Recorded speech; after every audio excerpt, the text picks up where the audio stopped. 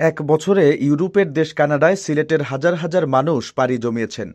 ভ্রমণ, উন্নত পড়াশোনা, ব্যবসা-বাণিজ্য, ফ্যামিলি রিইউনিয়ন এবং স্কিল মাইগ্রেশন সব মিলিয়ে কানাডার ভিসার আগের তুলনায় এবারই আবেদন পড়েছে সবথেকে বেশি।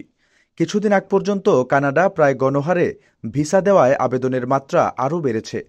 তবে অনেক সময় মিলছে অসাধু ট্রাভেল এজেন্সির জাল জালিয়াতির খবর।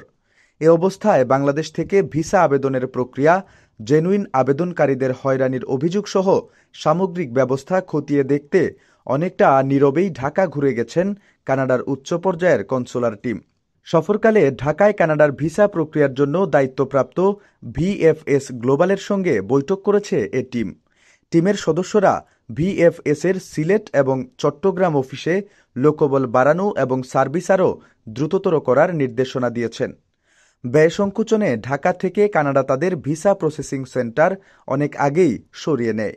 তবে বিকল্প হিসেবে অনলাইনে ভিসার আবেদন গ্রহণ, কেন্দ্রীয় সরকারের পূর্বানুমতি বা প্রাথমিক অনুমোদন এবং চূড়ান্ত পর্বে ভিএফএস গ্লোবালের রিজিওনাল যে কোনো অফিসের মাধ্যমে পাসপোর্টে ভিসা স্টাম্পিংয়ের পথটি খোলা রেখেছে দেশটি। গত কবছর ধরে এ প্রক্রিয়ায় বাংলাদেশিদের বিভিন্ন ক্যাটাগরির ভিসা দিচ্ছে কানাডা। প্রক্রিয়াটি বেশ স্বাভাবিকই ছিল, কিন্তু সাম্প্রতিক সময়ে ভিসা আবেদনের অস্বাভাবিক বৃদ্ধির ফলে সেই প্রক্রিয়া নিয়ে প্রশ্ন উঠেছে।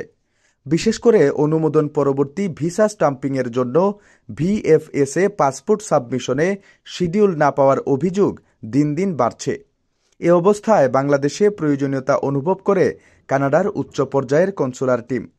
বাংলাদেশে এসে কনসুলার টিম সামনে আসা বিষয়গুলো খতিয়ে দেখার চেষ্টা করেছে। তারা বাংলাদেশ সরকারের দায়িত্বশীলদের সঙ্গে সিরিজ বৈঠক করেছেন, যার মধ্যে পররাষ্ট্র মন্ত্রণালয়ও ছিল। 12 বছরের রিপ্লেসমেন্ট গ্যারান্টি নিয়ে তানভীর মেটালি প্রথম বাংলাদেশে।